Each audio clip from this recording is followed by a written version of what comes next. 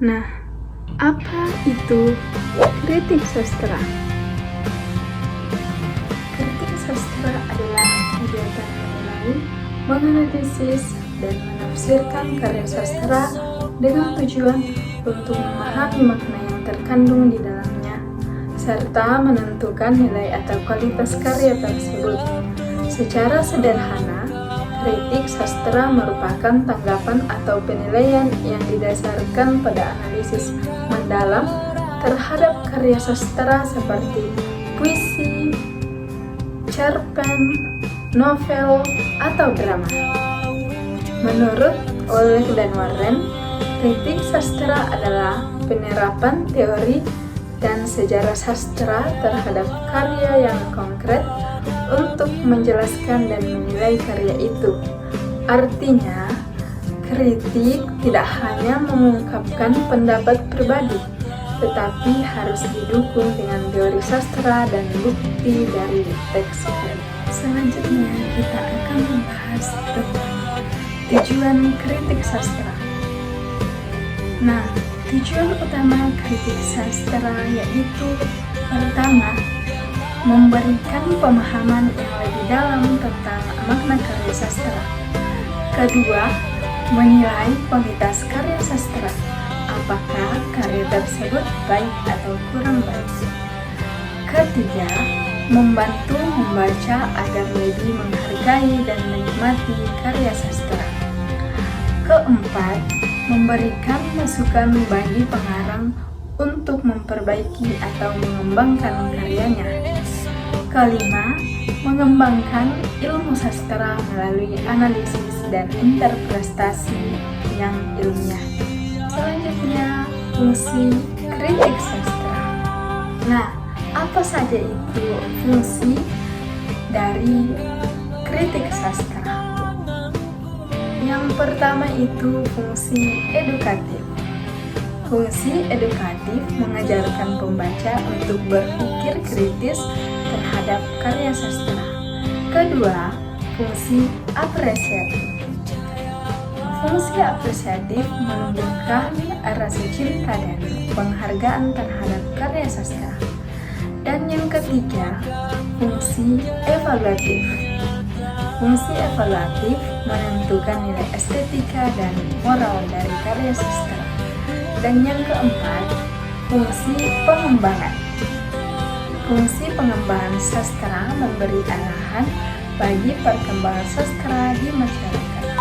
Selanjutnya kita akan membahas mengenai unsur dalam kritik sastra. Dalam melakukan kritik, seorang kritikus harus memperhatikan beberapa unsur penting, yaitu analisis. Analisis menguraikan unsur-unsur karya sastra seperti tema, tokoh, alur, gaya bahasa, dan latar. Selanjutnya, interpretasi. Interpretasi menafsirkan makna atau pesan yang ingin disampaikan pengarang. Selanjutnya, evaluasi. Evaluasi memberikan penilaian terhadap keberhasilan karya secara estetis maupun moral. Selanjutnya, simpulan. Simpulan memberikan hasil kritik dalam bentuk kesimpulan yang logis dan argumentatif. Selanjutnya, kita akan membahas mengenai jenis-jenis kritik sastra. Nah, kritik sastra dapat digunakan menjadi beberapa jenis. Di antaranya, pertama, kritik sastra akademik atau ilmiah. Nah, kritik sastra akademik atau ilmiah ini bersifat formal, sistematis, dan berdasarkan teori sastra. Nah, biasanya dilakukan oleh peneliti atau akademisi. Yang kedua, kritik sastra populer. Kritik sastra populer ini ditulis untuk membaca umum. Bahasnya ringan dan mudah dipahami. Biasanya muncul di media massa. Ketiga, kritik jurnalistik. Kritik jurnalistik ini fokus pada tanggapan cepat terhadap karya baru yang sedang populer. Tujuannya untuk memberi informasi dan penilaian awal kepada pembaca. Yang keempat, kritik sastra profesional. Kritik sastra profesional ini dikerjakan oleh kritikus yang memang ahli di bidang sastra dengan argumentasi mendalam dan teoritis. Pembahasan selanjutnya yaitu pendekatan dalam kritik sastra. Pendekatan dalam kritik sastra dapat dilakukan melalui beberapa pendekatan, yaitu pendekatan internisik. Pendekatan internisik menganalisis karya dari dalam teks itu sendiri.